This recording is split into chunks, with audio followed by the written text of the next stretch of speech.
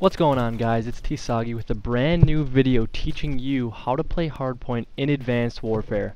These tips are going to be helpful for the teams that have never played MLG variant Hardpoint or teams that are in a funk and they really want to get back to the basics. The first tip I have is to know the Hardpoint rotations and how to transfer to them. Knowing the Hardpoint rotations might be a little bit easier since you might have played public and you might already know from previous play, but knowing how to transfer them can be a little bit difficult. As you can see on screen now, there's a beautifully drawn picture on a kind of an example to show you how to rotate from one hardpoint to another. This is Detroit from Hardpoint 2 to Hardpoint 3. The Hardpoint 2 is in green building and Hardpoint 3 is in the garage. How you want to transfer from 2 to 3 shows the green path opposed to the red. The green path is going to get you to favorable spawn, which is in garage, and the red path will get you to the same location, but it might give the other team the favorable spawn. If you give up this spawn, it might be kind of hard to get back into it, and it might give the whole 60 seconds to the other team, and it could get you a pretty big deficit right away. The next tip I have is to know how to break a hardpoint or how to hold the hardpoint if you're in good positioning. Breaking a hardpoint can be very stressful, but if you work as a team, it can actually be pretty simple. What I mean by working as a team is to time the attacks and not just try and make the highlight reel by yourself. Okay, let's just say you died and you spawned in and you want to try and break the opponent's hardpoint. Instead of just running in there, getting killed, and doing the same thing over and over and just acting as a train and your team is just getting mowed over, you can wait 3 seconds and have your team come in at the same time and try to take out the hardpoint as a team instead of alone. Holding a hardpoint can actually be pretty easy, and just remember, good positioning will usually kill good gun skill. I say usually because if you're in good positioning and you have terrible gun skill, you're probably going to die.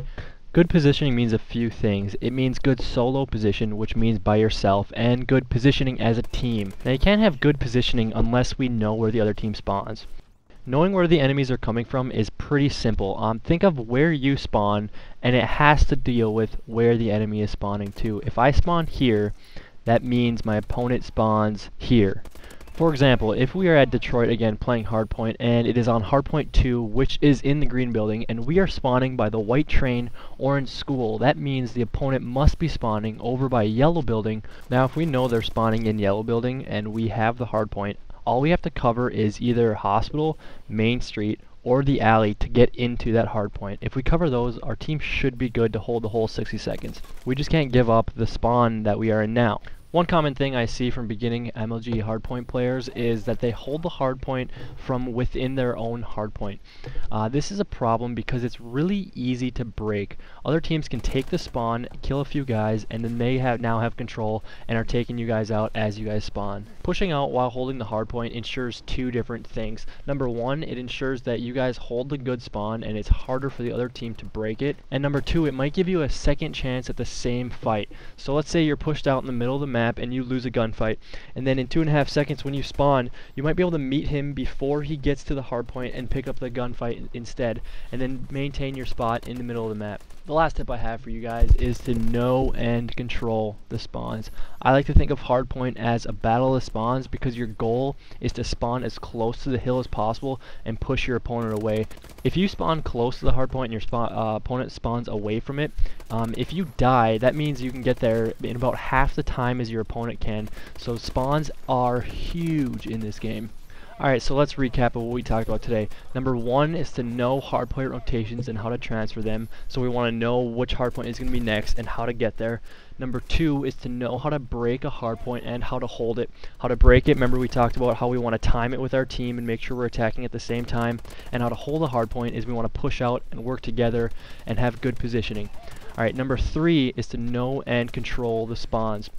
If we spawn close to the hardpoint and our opponent spawns away from it, that gets us less time to take the hill. Alright, thank you guys so much for watching this video, and I hope you guys learned something today. Also, stay tuned for more videos specifically on how to play Hardpoint on each map. I'm going to go through each map and talk about each of these rotations and how to transfer, and good choke points for each spot while we're holding the hardpoint. Thanks again for watching, and don't forget to leave a like, comment, and subscribe if you want to see more, and peace out, guys.